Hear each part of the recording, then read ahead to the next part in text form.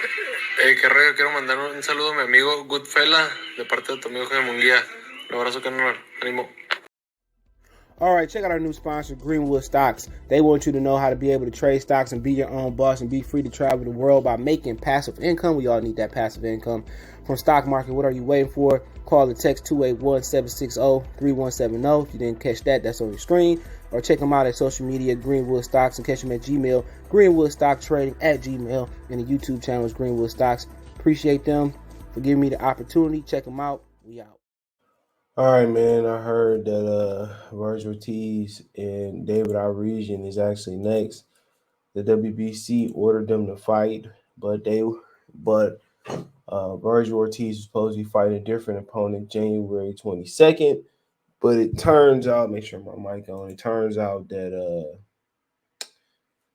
it sounds like, I just call it a rumor, that they gonna fight next. So let's talk about it. Thumbs up the video, share the video, subscribe to the channel. All my social media links, subscription, Twitter's the fastest way, then Facebook, then Instagram. So yeah, he will be taking on Avanesyan next, it sounds like, and for a title eliminator for a shot at Errol Spence in the WBC. They are ranked 1 and 2 in the WBC. Maybe that'd be better to show real quick. So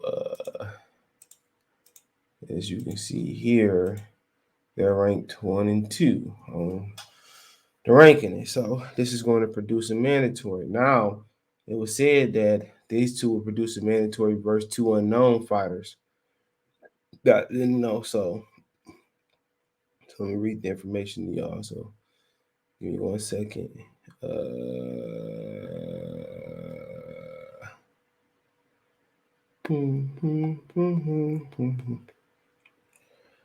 So it says Vergil Ortiz versus David Avanesyan in February. Okay.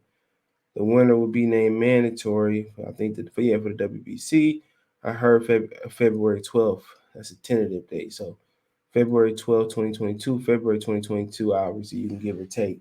You never know, things change in boxing. So it looked like they're gonna go head up. Avanesyan hot as fish grease. I mean, he definitely worked his way back up. So when you look at David Avanesyan's resume, he's been doing some good things. You know, Conor Benn wanted to fight him, but Eddie Hearn wouldn't let Conor Benn fight him yet.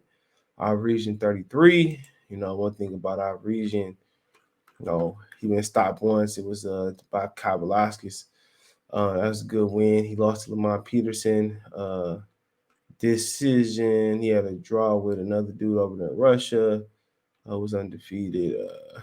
He lost to Klimov in his second professional fight. That's a tough second professional fight, though. Klimov was 3-0. And Klimov actually fought Terrence Crawford. I believe this is the Klimov. Yeah, he fought Crawford back in 2013, and he had a win over John Molina. So Klimov is a respectable fighter. He lost to Jose Pedraza, Leon Wells. But, you know, lost to Bradana, little brother, Fabian Madonna. So, he got a really good resume once you stack it up. From top to bottom, he fought really good guys. And then of late, he beat an old Shane back in, a couple years ago, fought Lamont, lost to Kavaliauskas, fought Kerman LaRange a couple times. Stopped him twice. He beat Josh Kelly, beat Liam Taylor. So, yeah, man, he was on a British road for a while. You know, if they had this fight in Britain, he probably won't lose. So, but yeah, man, I think it's a formidable opponent, formidable foe. He earned this spot. It's one of them dudes, him and Ortiz earned this spot, bro. So that's how you fight your way back up the ranks. You know, Kavaliauskas is a good opponent. Everybody wanted to write Kavaliauskas off. He's a good opponent. You know, you look, he ripped off 1, 2, 3, 4, 5 straight wins since losing Kavaliauskas in 2018. If it weren't for the pandemic, probably be more because he didn't get the chance to fight in 2020. So, 5'8", 68.5 inch charge. Vergil.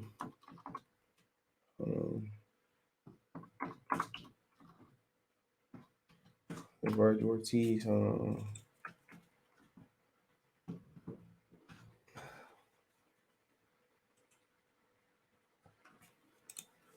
Look at Vergil, 70-inch reach. So he ain't, too much range here.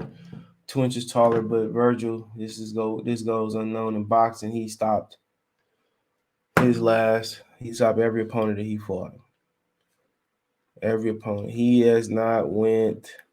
The question for him is he ain't went 9. He made to championship rounds 10, 11, 12. But his resume is really good. You know what I'm saying? So I mean, I know they're trying to get him the rounds to the championship rounds, but right now he got the golden touch. He hurting these guys right now. So give me 1 second.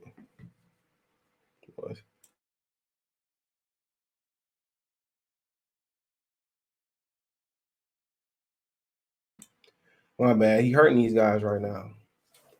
So I mean, don't really surprise me, man. But I know they're trying to get him into the championship rounds, but he's stopping everybody, man. And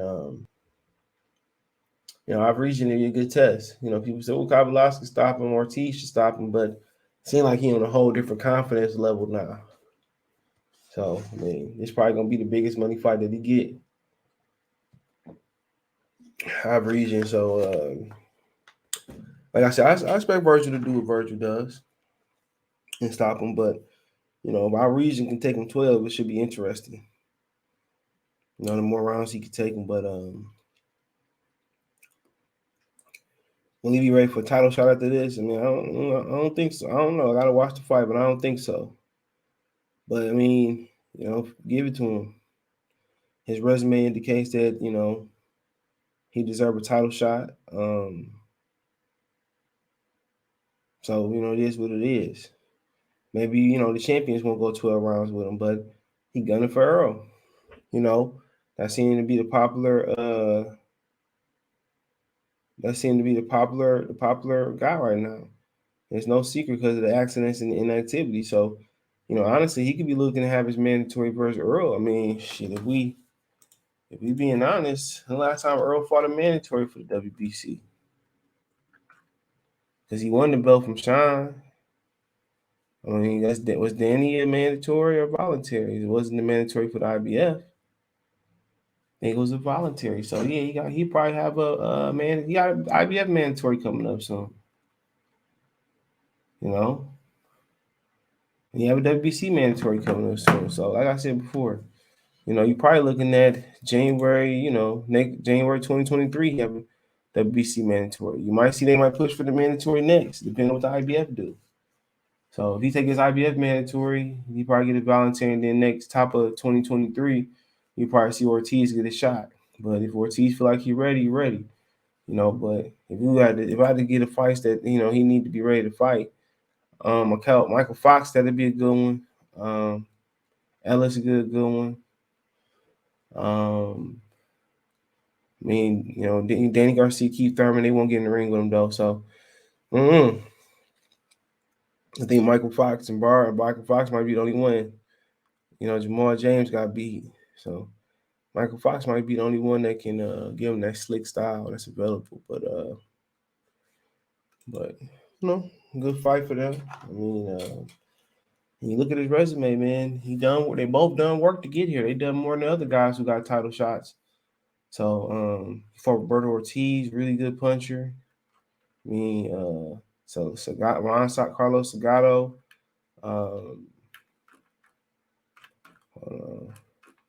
for Mauricio Hera, older though, but Antonio Zorco, Brad Solomon, Samuel Vargas. Well, Solomon was okay. Vargas, Hooker, Kavalauskas. So yeah, that's what you want to go for. You got options though. You're number one in the WBO too, but Crawford just fulfilled his mandatory. So either way, you're gonna have to wait the equal amount of time for the fight, and it's gonna be a lot of politics between him and that fight. So it is what it is. We'll see what happens. I think they see a wounded duck in Errol. Let's Errol come back and fight and blow fire. Then everybody be trying to gun for Ugas or gun for Crawford, depending on what he look like. But right now, I don't think nobody wants none of that. But let me know what you guys think. Thumbs up the video, share the video, subscribe to the channel. Hit that subscribe button, the bell icon button, hit all notifications. Appreciate you getting notifications, go live drop video. Appreciate that. Want to make a financial donation? Cash App CJ Good 313, Venmo CJ Good 313, PayPal link description. Appreciate that. Find me on Twitter, Facebook, Instagram. If you have a business question, inquiry, sponsorship, video request, want to do business, appreciate the love and support. Let me know what you think in the comment section. Check out the Box Rumor playlist and welterweight playlist.